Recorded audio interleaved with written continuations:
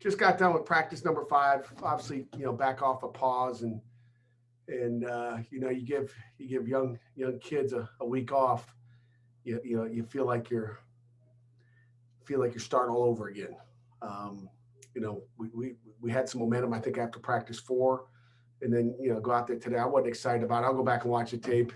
I love that office there, Larry. Holy cow! Look at that. That's big time. Dang. But he's got you beat, Jerry. He's got you beat on the room. But you just feel like you lost a little momentum, by taking a week off, but out of caution, extreme caution, just making sure our kids are safe, and obviously didn't have a game to play. So if we had a game to play, would have continued to push through it. But it sounds like things are not great. As we talked at the beginning of spring ball in the city of Pittsburgh, things seem to be getting worse, and we got to do our part as a football team to try to help nip this thing in the butt and try to get COVID out of Pittsburgh. So, questions? Were you able to go full pads right back into it after a week off? Yes, we're out full pads today. What's kind of the bar for going on a pause like that? Do you need a percentage of players unavailable, or what leads to that? I think, I really don't know, because we hadn't really missed a practice since back in fall camp, when really it was kind of a voluntary, like, hey, we ain't practicing today until we figured, because everybody was still scared. The kids were still scared. Coaches are unaware of what's going on. So this is really the first pause that we've had. I don't think it was necessarily a numbers thing. It was more of just a cautious thing, like what's going on. And, we weren't testing as much as we were testing back in the fall, obviously, because it wasn't the season, and the ACC had, different protocols. We've up-ramped the testing now, just because we can't let it happen again. But it just came down to, we needed to make sure everything was clean, and we did that, and we feel good about it. Pat, are you guys testing 2 or 3 times now a week? I'm sorry, say it again. Are you guys testing 2 or 3 times now a week? You said you up-ramped it. You know what? We've tested every day for the last week. I can tell you that. So we've tested every day, and again, probably 3 times here the next few weeks, or whatever's needed. I mean, our athletic department and Jennifer Brown will do whatever we have to do just to make sure that we are on top of this.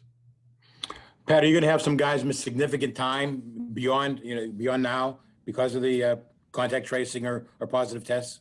No, I don't see that. No, we've already missed a week, so I think in the next few days we'll be back to full strength. After Easter, we'll be back full strength. How will the rest of your spring schedule be adjusted now? Will you still try and end on the 17th, or add extra practices? What are you going to do? That's our plan right now, and we're going to add extra practices in between, trying to get the 3 that we missed made up somehow, some way. But it all depends on how it goes the next couple of weeks. And a week ago, I'm sitting here trying to make a new calendar, and then the next day I'm making a new calendar, the next day I'm making a new calendar. I said, I'm done making new calendars until we find out where we are. So we'll just look and see, how we finish this week up, and then we'll make a decision on next week. Pat, do you guys have the option? Because I know the NCAA has that 34-day period or window that you get the 15 in. And there was reports that would be maybe more lenient for teams that were affected by COVID this spring. Did you have that option if you want to extend practices past the 17th or whatever? Yeah. The 34-day window will be out. We'll have another 7-day window to get our practices in. So, and again, that was the other thing, knowing that you could make them up. Not that I'm a guy who likes to stay on schedule, but we knew we wouldn't have to cram them in that period. So right now, at this moment, we plan on the spring game on the 17th, and we'll move from there.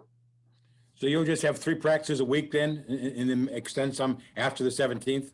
Possibly. We'll find out. I'll take it day by day, Jerry. Day by day. We're going to practice again on Thursday, and then they'll have the Easter weekend off. Pat, I know you mentioned at the start of camp you wanted to get into Hines 3 times. Is that still the plan? I think, for sure too, obviously. We missed an opportunity last Saturday. We'd have an opportunity to probably go Thursday if we wanted to, and get some scrimmage work in. But, I heard it's going to be like 29 degrees, maybe 23 degrees. I don't think that's going to be a great atmosphere.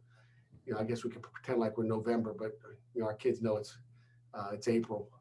But we'll see. Probably twice we'll get in, maybe more. What have you been able to see from your team so far in 5 practices? Maybe some specific guys that may have caught your eye in those practices, maybe today or last week, 2 weeks ago? Well, let me see, Jerry. Again, I wasn't happy with today. So, guys that caught my eye, obviously Kenny Pickett's been really good. I think he's started spring ball off in his first 4 or 5 days where he left off. I think he's confident. I think he knows where to go with the ball. The backup quarterbacks are still what they are. We're going to get into a scrimmage situation and, make them live as well this spring. So we'll find out what we have more with that. I think when the pressure comes, we'll find out. Jordan Addison's been really good. Tayseer Mack has had an outstanding spring so far. I'll say that he's been healthy and moving forward where we expect him to play at a high level, and he's done that. Defensively, Deslin's been really good. I'm speaking the obvious here, I guess. Trying to think. That's about it. Marquez has been really, really good football, playing really good football right now. So we'll see. That's kind of what I see right now. Pat, have you had a chance to talk to Marquis Stovall, the transfer receiver that you guys got from Hawaii? You had a chance to interact with him and just get a sense of what's going on. Who? Didn't you guys? I'm not allowed to talk about him right now. So. Oh, my bad. My bad. All right. I don't even know who you're talking about. Are there going to be enough footballs to go around for all those experienced wide receivers you have? I don't know. We'll find out. Hope so. I would think there would be. Out of any of the early enrollees caught your eye with maybe what they're doing physically or mentally? Yeah, Jeff, good question. Gavin Bartholomew's really, showed that, I think he can help us this year, at least after 4. We'll see what he did today on video, but after 4 practices, he's, as strong a tight end as we've got. I think he's playing physical. He's a good football player. He can run. That's one guy in offense, as a freshman that stands out. And I'm probably going to miss somebody. Wish I had my list in front of me. EJ didn't give me any paper. PG O'Brien has been really good. Today I have to, calm him down. We're doing some thud periods and he looks like it's live. So he will whack you on the back end as far as tackling goes. Here's EJ. Oh yeah, I can really read that. He gives me a whole roster like I can find the freshman in there, like EJ. But trying to think of other guys. If you name a guy, I'll give you my 5-day impression because that sheet didn't help. I threw that one out, EJ. How about Johnson? Nakai's done a nice job. Again, 4 days, 5 days. We'll see what he did today. But Nakai's done a nice job so far. He's kind of where you would hope he would be. He's got a chance. He's got a little different gear to him, and again, he's still learning, so the things are still spinning in his head. But you can see the athletic ability being there. Pat, they seem like a fairly, I don't know if outspoken is the word, but confident group. Have you noticed that as well? Yeah, the freshmen they're confident. We're going to find out when the scrimmages hit, but they are confident. It's a smart group. Nate Yarnell's been good as well. Thinking about some of the other guys, Renda's been good. So they're smart, they're confident, and then they've got some work to do, obviously, but they all have an opportunity to come out here this spring and show what they have. Who's showing the most leadership on the offensive line right now? Leadership up front, Owen Drexel's been the guy that really is taking over. He's learned a lot from Jimmy. You think he's like Jimmy's little brother. That's what I'm gonna start calling him, Jimmy's little brother out there. He's learned so much from Jim through his years here that I think he just that's my job now is to do what Jim did. So he's taken that over. Carter Warren, really all those guys up front. We got a veteran group up there. Gabe Hoy has been, really more vocal. Carter Warren, although he jumped off sides today, I was kind of looking at him like, it's a young guy. He's supposed to do that. So, but they've all stepped up, I think. Pat, I wanted to ask about 2 of the freshmen from this past season and how they look. Izzy at running back and Dayon Hayes at defensive end. Yeah, Dayon's been, again, another guy that's still learning and played a lot of scout team last year that, he's learning. Obviously, he's ahead of Kai, but, he's developing, and Coach Partridge will have him where he needs to be. We're looking forward to seeing what happens when the lights turn on Heinz Field with Dayon. And he's been really good. I mean, he's I think that freshman wall has passed him, and his pass protection's been good. He's hit a few holes, and we just hope we can get 15 days to develop him. Pat, getting back, I know you guys went virtual, I guess, during that week, and just communicating with the team and everything. How much did your guys hate that you were back on Zoom, that you were away from the facility and everything? You know what? Because you're Zoom, you can't feel them, you can't see them, you can't. They're on mute. I wish they looked as good as this whole group here, except Seth Graham. I don't know why Seth, doesn't have his camera on. I don't know why he's special. Oh, there he is. But I get mad with guys. Kelly, come on, Kelly, wake up over there. And LaSalle, I don't know what he's doing down at the bottom, but I bet they enjoyed it more than I did. I hate Zoom. I've about had enough of it. Trying to make sure they don't have this funny picture in the background, sitting up, laying down, looking at ceilings. I hope the professors don't let them act like that, because I go nuts when I see it. It drives me nuts. So I'm glad we're back in person again.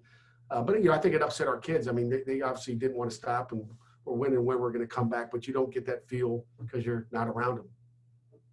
Pat, what have you seen out of your linebackers in these early practices? I know you said you want to see more out of the rest of the team, but you got a lot of older guys that are still on the roster, but you also got some younger guys that you're expecting to step up as well. Yeah, you see bits and pieces of who those guys are. I mean, there's Cam Wright and Phil Campbell and Wendell and Chase Pine have done a nice job so far. Kind of left off where you thought they would, but it's developing some of the younger guys behind them, the Aiden Henninghams and Solomon DeShields. Those are the guys that we're looking. AJ Roberts. I mean, trying to develop those guys and get them to where they need to be and where they can help us as we go down the road. What about MJ Devonshire? You having him at safety or corner right now? We got him doing both. But MJ's been good. He's been real good. We've been happy. We got him as a punt returner as well, because he can take one to the house, I think. So MJ's been really, really good for us. I'm glad you asked that question. With 115 guys out there, but we've been happy with where he is so far. He just needs to continue to progress. He will bite you, I can tell you that, and he's athletic and can run. So we're happy with where he is, and he can play corner or safety. So we've kind of split time there. What about that cornerback room? Because you talked about how Damari was so excited he was tackling people in shorts.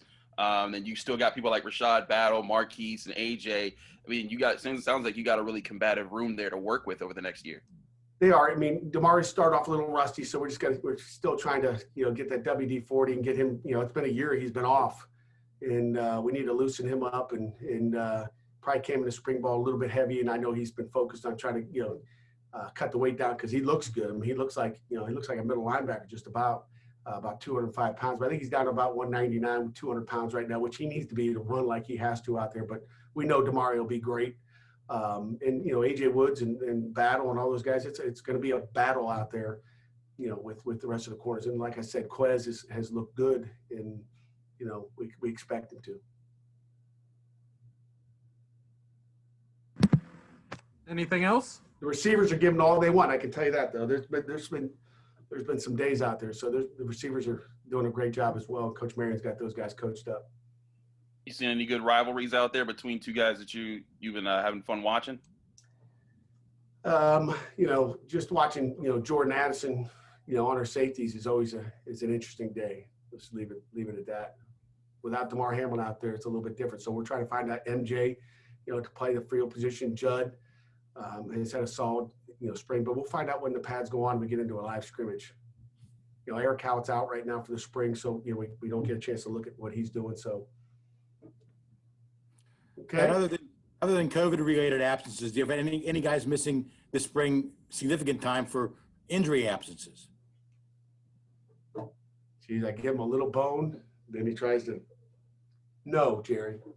Obviously, there are always a couple. A lot less this spring than last spring. Put it that way. All good. Thank you. Pat, real quick, do you guys still plan or hope to have fans at the spring game? We do, yes. Okay. Let's make sure Pittsburgh's under control and wear your mask, wash your hands, give yourself a little distance there. Don't all pile up on each other. We'll be good. Thanks, guys. Appreciate it. All right.